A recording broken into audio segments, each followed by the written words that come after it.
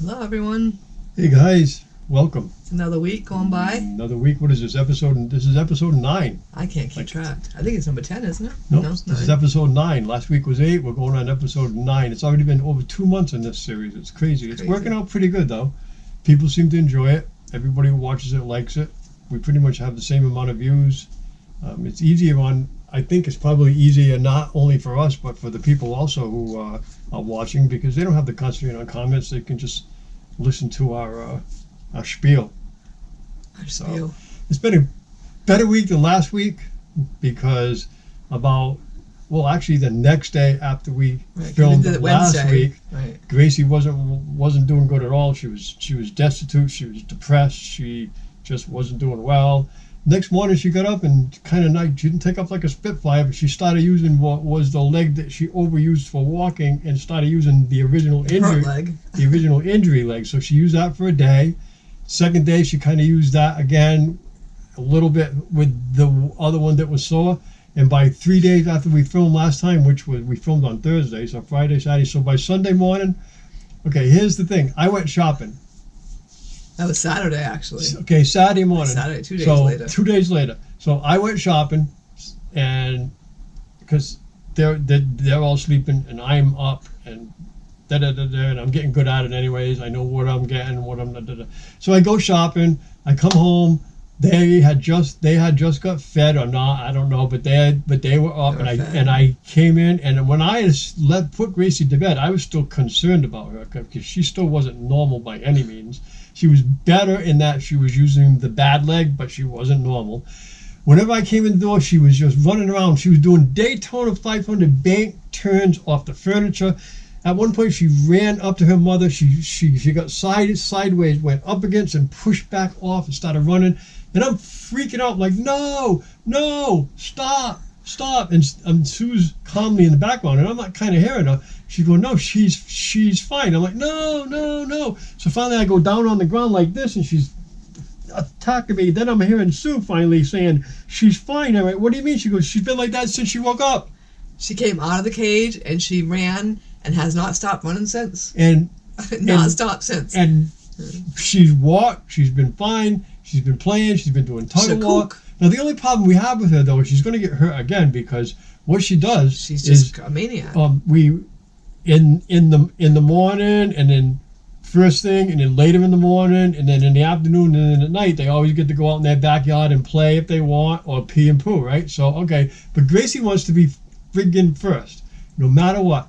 Gracie also wants to catch whatever is in the yard, be it squirrel, bird, frog, snake, anything. Nothing, doesn't matter. She wants out that door. She wants to catch what's in the yard, and she wants to do it before Spike. She goes down our porch, our deck, stairs, and I'm probably not exaggerating, guys, when I'm telling you she clears all the stairs, lands on the cement pad, and takes off like a greyhound.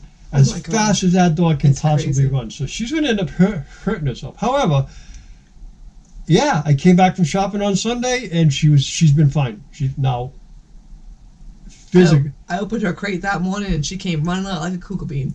She's like a little maniac. She just runs right up. So I carried her. I'm like, okay, calm down now. So I carried her down the stairs, because we've been carried her down the stairs, so we don't want her to, fall on the stairs. So I carried down the stairs. I put her down, and she took off like, crazy, like a greyhound for sure. She does laps around the yard to make sure what's been in there, and then she goes and does her pees and poos. And then I was waiting for her to come back up to pick her up, and she ran up the stairs. I'm like, what? She's so fast. She's almost like a maniac at this point, because she's doing crazy things that she hasn't done because she was stifled for a week and she couldn't handle it mentally anymore. So she's just a going baby, nuts. right? So I mean, so here's the thing: any little pain, she stops, right? So because that leg couldn't have been as bad as she made out to be, because there's no way she could be running 3 days, 4 days later on it if it was as bad as. And the other leg that was destitute because I walked her so far. All it was sore muscles, which if she had just walked, she probably would have walked through the sore muscles, but no. So she had to rest that for a day, and then all of a sudden she's crazy. However, she may be physically fine, but mentally she's a little unstable. She's crazy. Okay? She's always been a little unstable. She's always been a little bit of a wild child. of a mayhem girl, of a loose cannon, of a nutcase, of whatever you want to call it. I call her sweet and sassy. She gets this snarly look, and she gets snarly, and you never know what the girl's going to do. But anyways, after being shut down, she was shut down for 5 days, right? All in total, from beginning to end, before she could do exactly what she wanted, when she wanted to do it, and how she wanted to do it. And it created mental problems. She's finally getting a little bit laid back now. But for yesterday and the day before and the day before that, there was no controlling this. Nope. This girl was off. You're not controlling her. She's happy to be free. It's like letting a pony out of the corral that's been stuck in the corral for like 5 days straight and usually runs every single day, right? You let that pony out. Oh, well, that's what she's done. Yesterday and the day before and the day before. She's backed off a little bit every day. To today, she's almost normal, I'd say. Her normal, sassy, mayhem self. Not scary. It was to the point where you was afraid of your fingers. She'd be nibbling your fingers and nibbling your legs and like running around and jumping off you and tacking front and turning around and grabbing, running and rolling. And, I mean, just you can't keep track. You're like, what? Spaz case. It's fast. Anyways, guys, thanks for all the prayers and thanks for all the cares. And she's fine. She's back. Becoming a little bit mentally stable now. Crazier than ever. You know, Spike especially is just happy to have his teammate, or compadre, or sidekick, or whatever you want to call it, with him, because they've been together since birth. Spike didn't know what to do. Spike wasn't hurting, but he was hurting. He was mentally hurting. He couldn't take it. He was depressed. He didn't understand it. He kept looking at me to fix it, and I'd fix anything for them dogs that I can fix, but I can't fix Gracie. You know, I mean, there's nothing I can do. Now, how do you explain to the dog why his sidekick isn't with him? You can't. He became his sidekick. He stuck to him everywhere. He was attached to me. Wherever I went, Spike was attached to me. If I stood still, he would like literally touch my leg. Okay, and that's because I think he's telling me, "Can you fix Gracie? Can you fix Gracie?" But you know, anyways, Gracie is good. Thank you, dear God. That's all I can say. Thank you, dear God. And she is calming down a bit. So okay, right? Yeah. So when I'm sure you're all going to relate to this, because anybody who's probably over 55, 60, 65, 70, all them ages there are going to kind of understand where I'm coming from on this, okay? But when I was like 20, 30, and 40, and I went to bed, I had maybe a glass of water and a pack of cigarettes. And I would sit down, I would take my clothes off, I'd set my pack of cigarettes down, I'd take my water, I'd set my water down, I'd lay my head down, and I'd go to sleep. In the 40s, it became a little more of a process. The 50s, a little more of a process. The 60s, a little more of a process. And now I'm fixing to hit 70 here in a few weeks here. I have so much shit and so many things to do before I go to bed. It's almost like a job in itself. You got to rub this, and you got to put this on that, and you got to take this, you got to put your eye drops in, and you got to, I don't know. I just have all these products. It's not even that bad, though, compared to most people. But my dad, who's 88, has shelves, okay, next to his chair and his bed. I haven't gotten there in my chair. Sue's on her way in her chair and well on her way in her bedroom. But as you get older, the going to bed process becomes more and more, and you end up to have more junk. So I just couldn't take it. I had all my junk shoved in these two little baskets that has kind of holes in the bottom, so stuff would be friggin' falling through all of the time. And of course, they would hit the floor and slide under the bed. Now the 70-year-old man's got to get on his knees and reach and huff and puff and cuss and da-da-da-da. So I went and bought shelves. I went to Walmart. I thought they call them floating shelves because it looks like you can't see how they're hung. And I didn't know what they're called. I'm looking for shelves that's hung on walls, and these millennials go, I don't know what you're. And one of them goes, do you mean a floating shelf? And I go, no, I mean a shelf that's mounted to the wall. He said, well, this floating shelf is mounted to the wall, and I'm like, okay, so today they call it a floating shelf, not wall-mounted shelf. So anyways, I bought them. They're nice. They're 16 inches by, I think, 7 inches deep, thick. Mount, you don't even see the screws, and I got all my products up out of the way. I'm not knocking them over, I'm not dropping them, they're all there. You don't necessarily use every product every single solitary night, but they're there. You know, if you have this medical problem, you got that. If you have that skin problem, you got this. If you get an ear infection, you got that. If you got something wrong with your eye, you got drops. If you got I don't know. And you don't have nothing wrong with you, so you're lucky. Well, no, I know that I don't have nothing wrong with me, but I have little things wrong with me. There's people my age. Aches and pains. There's people my age that are dead already, and there's people my age that are mostly freaking in wheelchairs and stuff. It's amazing. You're basically got it's got nothing to do with it because I took care of myself. Because I promise you, well, I've lived a fairly clean life, but I mean, I did not take care of myself in that I didn't really. You just have good genes. Pay attention to what I ate or anything. You have good genes. But I have good genes. So anyway, yeah, that's all it is, guys. That's why my father made it to 88, because he didn't take care of himself either. Okay, so it's such a process. So I mount the shelves. It's all in one place. And if I need something for my skin or my eyes or my ears or my gums or my back or my neck or my hair or whatever the problem happens to be, all the products are there. I'm going to have to get 2 more shelves by the time I'm 80, though, I promise you.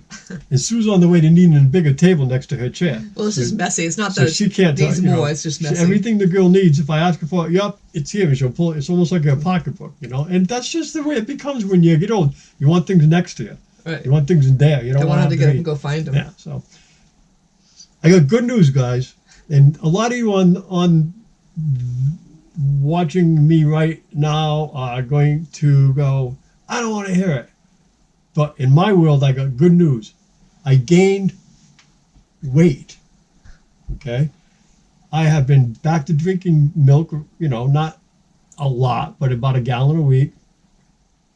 Eating ice cream like crazy, eating as many sweets and high-calorie sugars and this and that.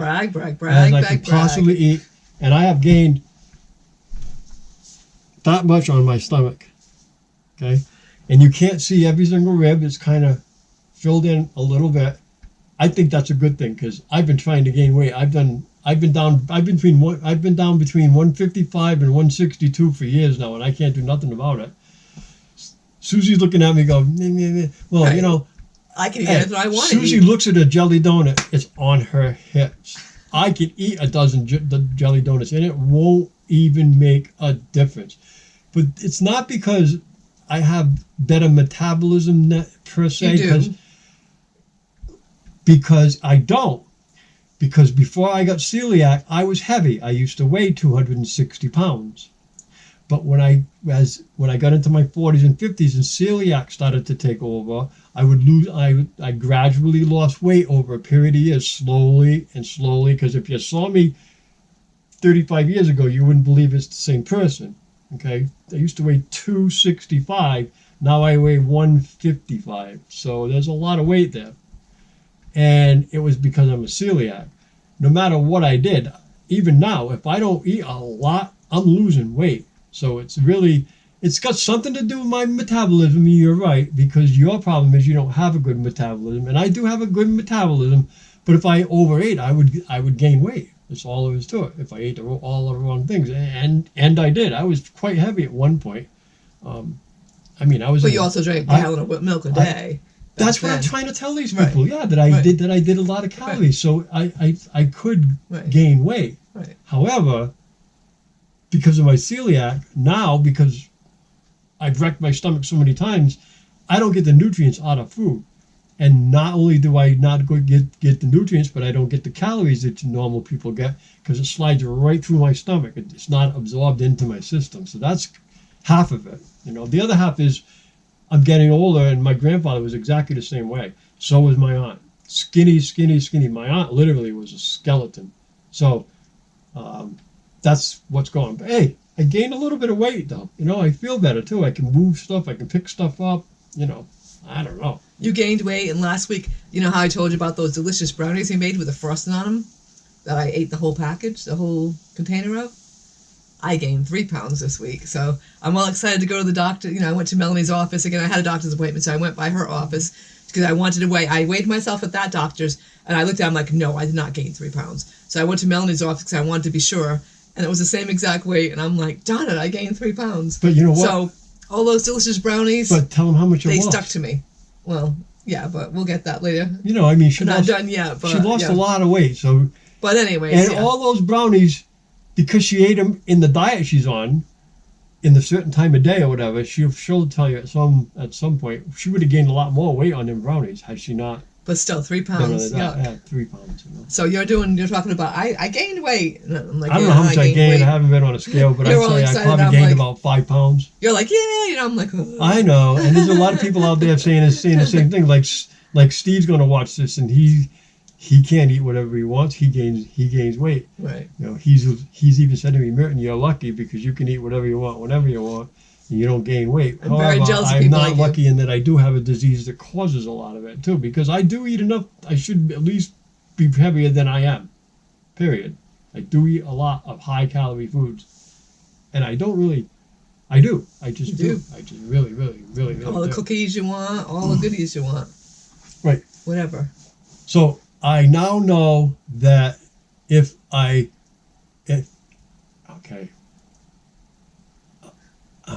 I have taken the Massachusetts, which I think the politicians, by the way, should take this test, not me. Right. Just saying. But I have taken the Massachusetts Ethics Commission test, which teaches you how not to ever appear to be doing something with the tax dollars that you're not supposed to do, or not to ever do anything with the tax dollars that you're not supposed to do. And they gave you a million different scenarios and things you can do and can't do. And I took the test, and I am now an Ethics Commission's graduate. I learned that if I want my carpenter neighbor to shingle my roof for me in return for, let's say, golf play at the golf course, if I worked at a golf course, at the golf course that I work at, if I gave him golf play for putting a roof, that's not ethical. No. I didn't need a test. I didn't need to take a test. I didn't need to do a test. I understand ethics pretty well. Now, I asked, right from wrong, right? You shouldn't be doing. There's a million different scenarios. There should be no political favors. There should be no bribes. There should be no this. There should be nobody in your back pocket. There should be nobody recommending you for a job if they're on a certain. Hey, let's have the politicians in Massachusetts to pass the same test all across the country. Yes, because there's a lot of unethical stuff going on in our politics. Anyways, right. I learned what they shouldn't be doing. What they shouldn't be doing, right? Exactly, right? So, anyways, I passed. I also had to go and prove that I am an American citizen. They didn't want to take my passport. My passport, I go in and out of Mexico with. It's a passport card. It's a passport card. It's a passport. It's what you use in the United States to go to Mexico, and it's what you use in the United States to go to Canada, which is a passport, right? So if I can pass the Border Patrol coming into either one of those states, you would think that the town hall that I was in would accept my card, but no, they had never seen one before. So what I did was I joked around with them. I made the girls laugh, and they went, "Oh, you're all set." So they accepted my card. And as we read later, it did say card or on the front page. The other one we have to use to fly to Europe or whatever, right? So yeah, okay, I can't go to Europe with this, guys, but I should be able to get hired with this if the Border Patrol accepts it, is what I was telling them. And they kind of, after a while, thought about it and just let me go. So, but I'm not an illegal alien, and I am officially hired, and I know that I can't take a bribe for somebody I can't take $50 for somebody to play golf on the golf course. That's unethical. So, now, your last golf course, you used to get candy every day, all day, and coffee. Would that be considered bribes? No, that was written into the contract. I got a cup of coffee a day, and I got two packages, two packs of Reese's Pieces. So when my boss there, Eddie, made me out a resume for a future job, he said, "Do you think I should put on here that it's going to cost you $100 a month for Reese's Pieces?" It's kind of funny, but yeah, no, that was just. And the days when he was trying to be good, as he goes into these little things, okay, I'm going to try not to eat too much sugar. So he was trying not to eat too much sugar, especially free. the guys at the pro shop are like chasing him around, bringing him candy. They're like, "You didn't get your candy today. Here you go." He's like, "Wait, I'm trying not to eat that." Eat it. And he's like, "Yeah, okay." When I went up there I had something here of my bosses, and when I went up there to deliver it, I went up to say bye to everybody. It's not good. I mean, we all liked each other a lot. I liked all the guys I worked with there, and it kind of sucks leaving them. Did they give you candy before you left? No, but I'm sure I'll make friends with the guys that I'm going to now. It'll be fine. It's all good. If that golf course was closer to my home, I would not have changed because I was really happy there. Not that I won't be happy where I am now. I'll be happy wherever I am. If you want me to cut grass, I'm happy. That's all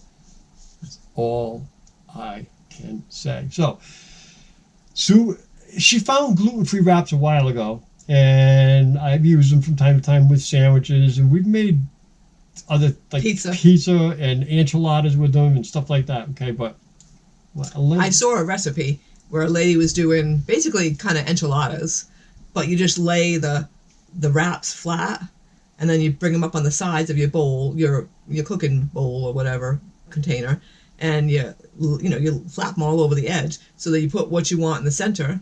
Now this lady made tacos, so it was taco meat, and she put olives, and she put onions, and she put beans, and she put, I can't even imagine the stuff she put. She just laid it all. Everything you would like on it is how she did it.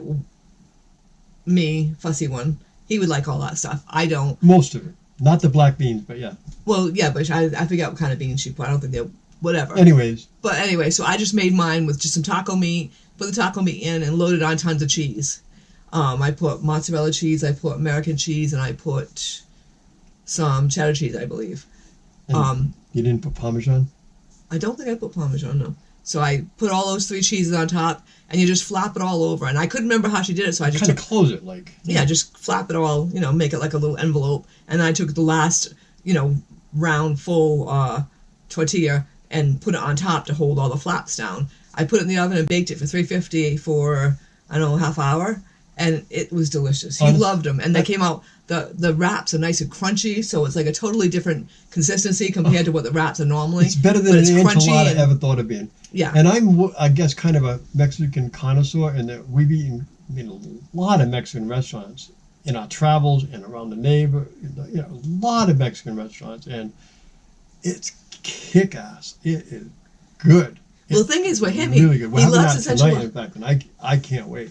That's kind of why I did it, because he loves enchiladas. I love them. But then he ends up picking out he picks out the wraps at the end. I always eat the top of the wraps because they're kind of done and a little bit crunchy, but the bottoms are like soggy and not done. So we always have a big pile. Eat the top of the wraps, and then I'll eat all the filling, right? But the way she cooked them, right, the bottom is crunchy, man. It's just like, oh. So I thought to myself, well, this is an easier way to do it. So I did that, and I made him an enchilada sauce to go on top. And he put some sour cream in his enchilada sauce, and he was in cut heaven. Up tomatoes.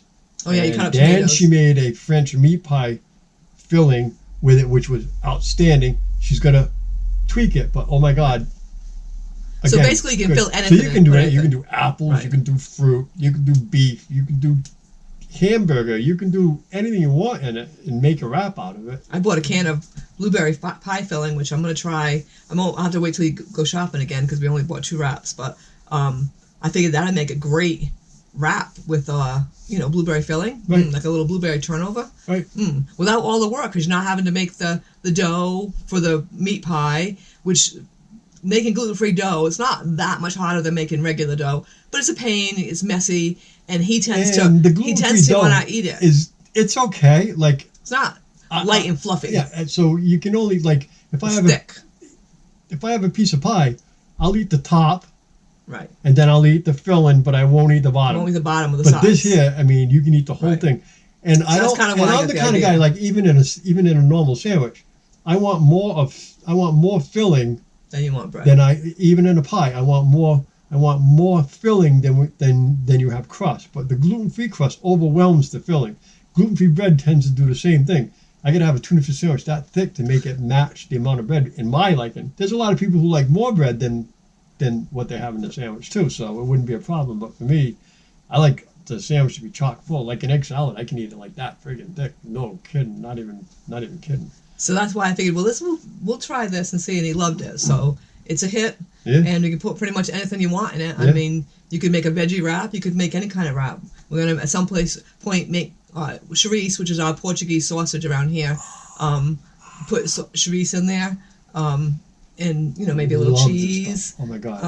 And so I think that would be good. So but you can put pretty much whatever you want in there. Yeah. If you like sausage, you can put sausage in there. You can put any kind of veggies. You can make desserts. You can make apple pie filling. You can do blueberry filling. You can do whatever. Right. I mean, you can probably even make like a mincemeat pie or whatever. Oh, you can make anything, right? Yeah, but so anyways, I found that, and so I gotta find the lady that did it. I've seen her do other recipes on Facebook, so I gotta find her so I can give her good credit. I'm gonna try to do a little video on it next time I make one. So, but I want to give her credit for it because it's her idea. But it was very good. Very easy too. So it takes out, basically make up the taco meat and throw it in there and throw cheese on top. So and then fold them over. So it's really simple and delicious. And it even reheated well the next day. Just put it in the oven to reheat. Unbelievable! It was just as good. Yeah, it was great. It was great. It was. We're looking forward to using it in many different things. Let's just put it that way. So I'm looking forward to the apple crisp apples in that. Right. Can you imagine? That would be good. Nice and crunchy. My God, right? Blueberry's my favorite, so that's why I said get a can of blueberries. Oh, blueberry even, whatever. I'll do blueberry. I like blueberry pie. So that'll be good. Anyways, guys, that's about it. We're up to 26 minutes. We didn't think we had a lot to talk about, but as usual, we like to once we start talking to y'all, we ramble on. We want to thank you all for being here again. Thank you for listening to our ramblings. And we ask that you give us a thumbs up on your way out if you haven't. And if you've subscribed already, thank you. And if you haven't, please do. We were up to $9.99 one day, but now we're down to $9.97 subscribers. So we've got 3 more to go. Almost to 1,000. So if you can, and some people that would pass it on to somebody that you want to bug. A subscription our way, yeah. If there's somebody you want to drive crazy, tell them, send them over, share us out. So that's about it for this. I think it's episode 9, guys, and we'll see you next week here at the same bat time, same bat channel. Thanks a lot, guys. Have a great day, everybody. God bless.